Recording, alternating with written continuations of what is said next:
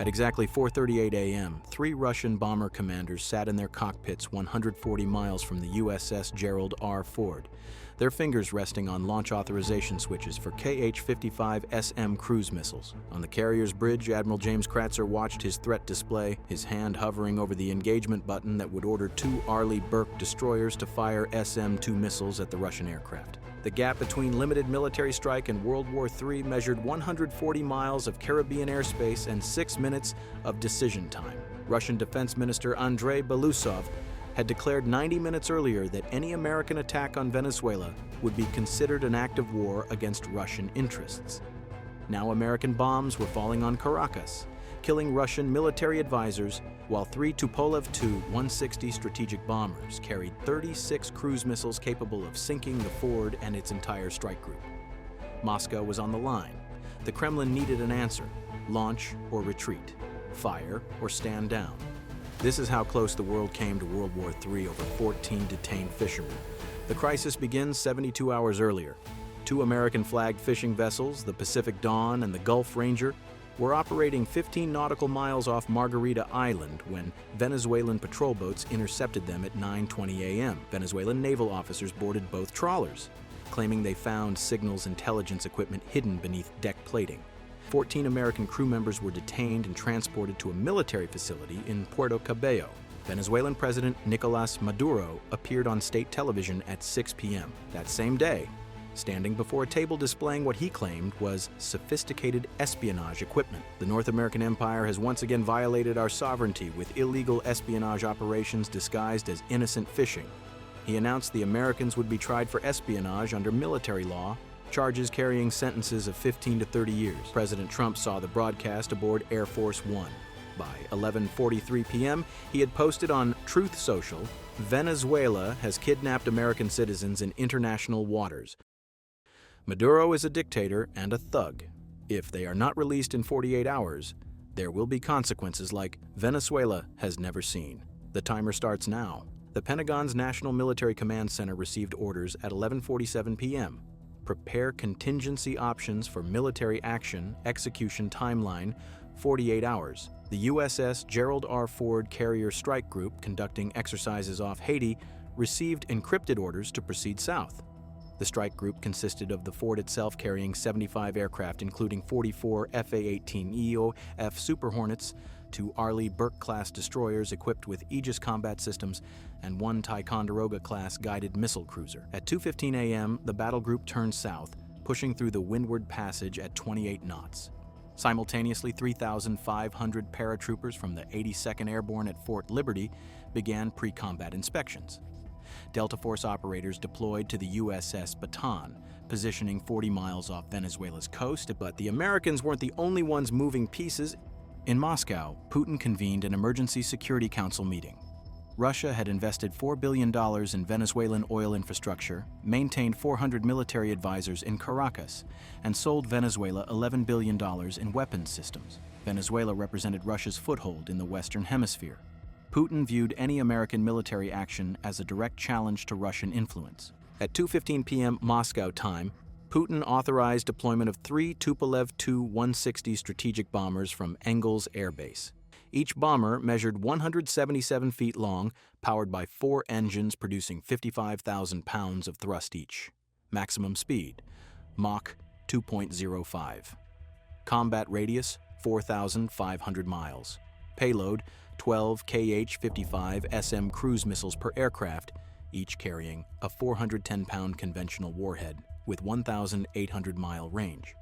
The bombers departed at 4:20 p.m., refueled over the North Atlantic, and entered Colombian airspace at 2:35 a.m. on day 3, just 45 minutes before American forces would strike. Russian Defense Minister Belousov issued a statement at 5:15 a.m. Russia views Venezuela as a strategic partner. Any military aggression by the United States will be considered an attack on Russian interests and met with appropriate measures. The 48-hour deadline expired at 11:43 p.m. on day 2. Venezuela refused to release the fishermen. Maduro appeared on television, defiant. Venezuela will not bow to North American threats. These spies will face Venezuelan justice. At 3:20 a.m. on day 3, the USS Gerald R. Ford sat 85 nautical miles north of Caracas, outside territorial waters but within striking range. Admiral Kratzer reviewed the air tasking order, Operation Swift Justice. Phase 1. Suppression of enemy air defenses targeting Venezuela's S-300 VM batteries capable of engaging targets at 120-mile ranges. Phase 2. Precision strikes on command centers and the Portobello detention facility. What Kratzer didn't know was that 3 Russian Tu-160 bombers had penetrated Colombian airspace flying without transponders at 45,000 feet. The bombers were 280 miles from his position. U.S. Space Force detected them at 3:34 a.m. NORAD went to alert status. The Russian aircraft weren't observing. They were positioning for combat. At 4:05 a.m., the catapult officer gave the launch signal. The first FA-18E Super Hornet accelerated from 0 to 165 miles per hour in 2.5 seconds, loaded with 4 AGM-88E advanced anti-radiation missiles. Every 45 seconds, another Super Hornet launched. Within 18 minutes, 24 aircraft were airborne, forming into divisions at 25,000 feet. Venezuelan air defense operators detected them immediately. Major Luis Contreras activated the S-300 VM battery at Fort Tu-160.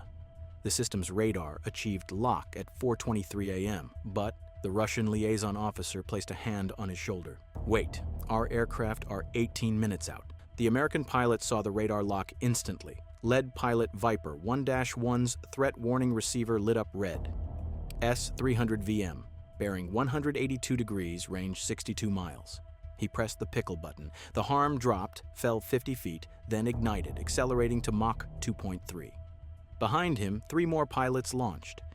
4 missiles converging on Fort Tu-160 at 1,750 miles per hour. The Venezuelan battery commander had 38 seconds. He fired 2 missiles at the Americans. Then his radar screen went black. All 4 harms struck within 200 feet at 4:23:38 a.m. The first hit the radar antenna directly, disintegrating it. The second destroyed the command post, killing everyone inside, including 3 Russian air defense advisors. The third and fourth eliminated the launch vehicles. The entire battery ceased to exist in 4.2 seconds. Major Contreras lost contact at 4:24 a.m. The Russian liaison made an encrypted call to the Tu-160 bombers. They immediately turned north toward the USS Gerald R. Ford, descending to 35,000 feet, weapons officers arming their cruise missiles. At NORAD, threat officers watched the Russian bombers change to offensive positioning. Distance to carrier, 280 miles. Time to launch range, 23 minutes. Within 90 seconds, Kratzer received the flash message. 3 Russian strategic bombers, armed, approaching from bearing 222, distance 280 miles, posture indicates hostile intent. Kratzer had never faced Russian strategic bombers armed and approaching at combat speed. His destroyers carried SM-2 missiles with 90-mile range, capable of intercepting the aircraft. But shooting down Russian bombers would trigger Article 5 of Russia's military doctrine, nuclear retaliation authorization. 3 Tu-160s represented $750 million and 12 trained air crews. Their loss would mean war. He ordered active radar tracking but held fire authorization. The Russians closed, 270 miles, 250, 230. At 4:31 a.m., Phase 2 began.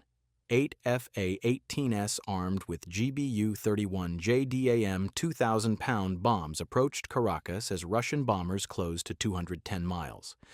The targets, SEBIN Intelligence Headquarters, Ministry of Defense, and DGCIM Military Intelligence Facility. Each housed Russian advisors. The bombs fell at 4:36 a.m. The CBIN headquarters absorbed 4 direct hits, collapsing floor by floor. 89 people died, including 12 Russian signals intelligence specialists. The Ministry of Defense's Eastern Wing disintegrated.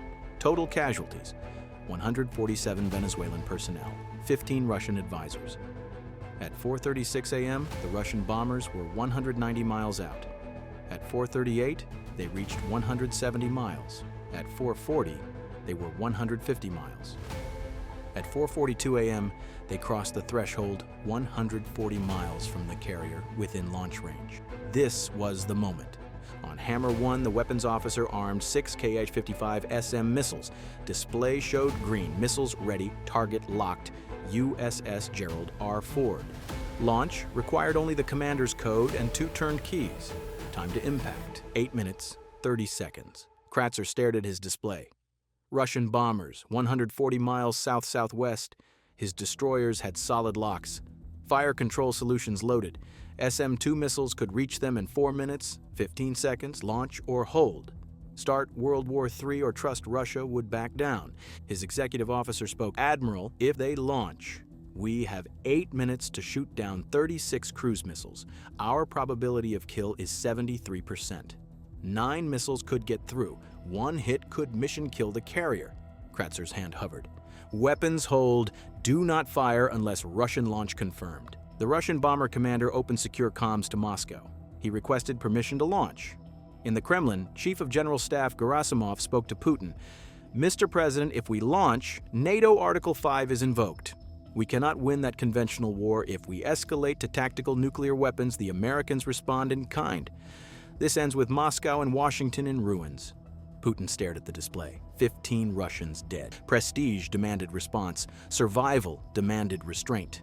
For 6 minutes and 30 seconds from 4:36 when bombs fell until 4:42:30, the world balanced on the edge.